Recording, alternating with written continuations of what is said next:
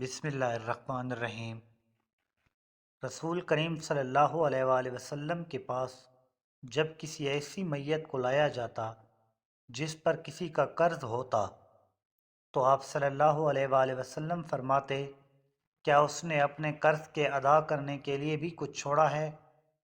پھر اگر کوئی آپ کو بتا دیتا کہ ہاں اتنا مال ہے جس سے قرض ادا ہو سکتا ہے تو آپ اس کی نماز پڑھاتے، ورنہ آپ صلی اللہ علیہ وآلہ وسلم مسلمانوں ہی سے فرما دیتے کہ اپنے ساتھی کی نماز پڑھ لو۔ پھر جب اللہ نے آپ صلی اللہ علیہ وآلہ وسلم پر فتح کے دروازے کھول دیے تو آپ صلی اللہ علیہ وآلہ وسلم نے فرمایا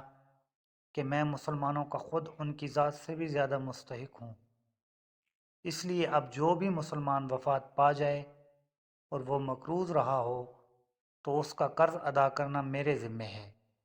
اور جو مسلمان مال چھوڑ جائے وہ اس کے وارثوں کا حق ہے۔ صحیح بخاری، حدیث نمبر 2298۔